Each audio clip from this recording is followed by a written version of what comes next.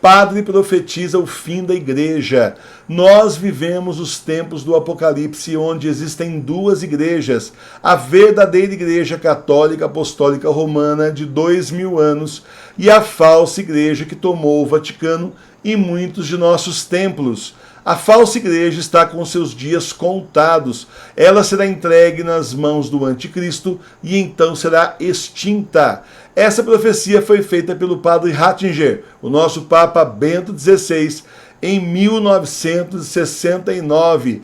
Veja a mensagem até o final, porque além de falar do fim da igreja falsa, o Papa Bento XVI também fala da verdadeira igreja, o remanescente da igreja verdadeira que somos nós. Veja aí. O futuro da igreja pode e vai sair daqueles cujas raízes são profundas e que vivem da plenitude pura de sua fé. Não será daqueles que se acomodam apenas ao momento de passagem ou daqueles que meramente criticam os outros e assumem que eles próprios são varas de medição infalíveis. Nem será daqueles que tomam o caminho mais fácil, que esquivam a paixão da fé, declarando falsa e obsoleta, tirânica ou legalista, tudo que faz exigência aos homens, que os fere e os obriga a sacrificar-se.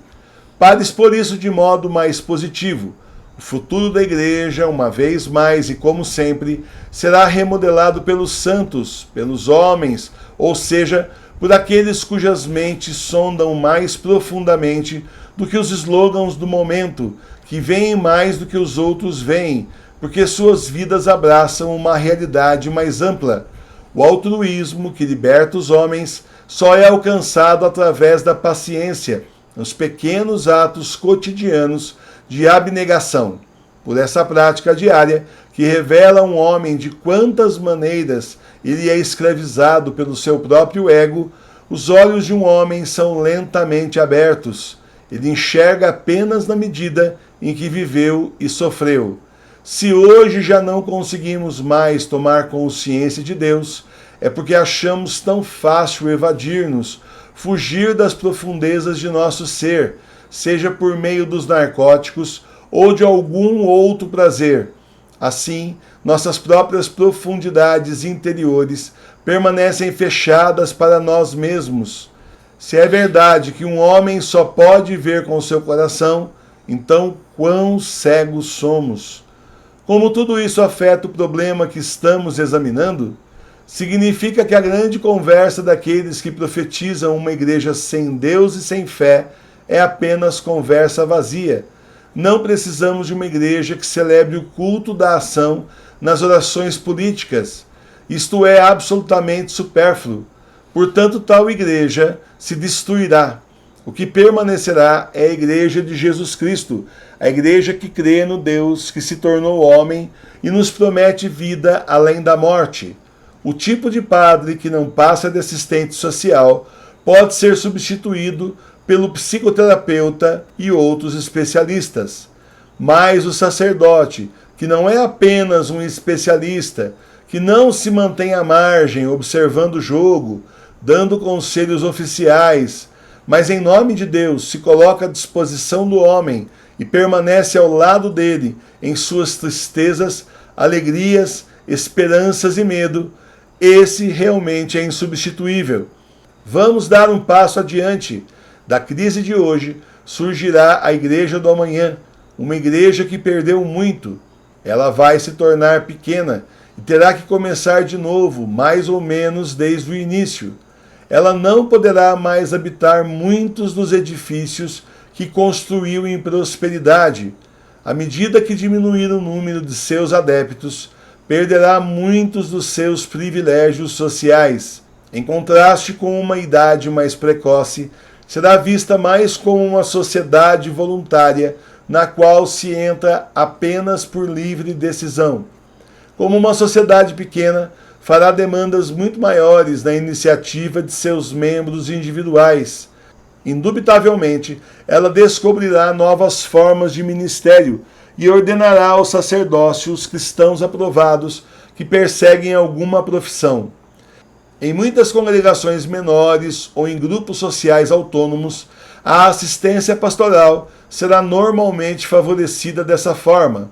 Ao lado deste lado, o ministério de tempo integral do sacerdócio será indispensável como antigamente.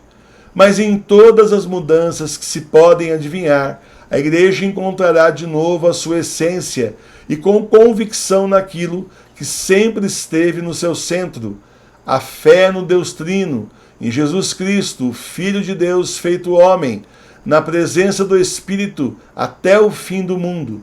A igreja será uma igreja mais espiritual, não presumindo um mandato político, flertando tão pouco com a esquerda como com a direita.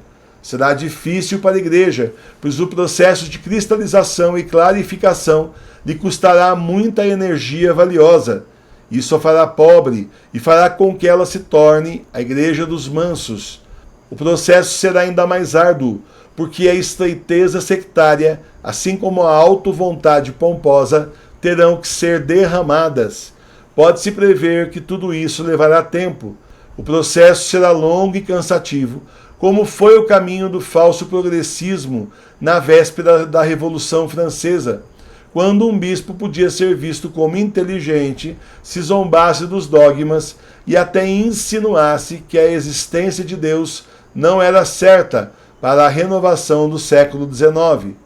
Mas quando essa peneiração tiver passado, um grande poder fluirá de uma igreja mais espiritualizada e simplificada. Os homens em um mundo totalmente planejado se encontrarão indescritivelmente solitários. Se eles perderem completamente a visão de Deus, sentirão todo o horror de sua pobreza.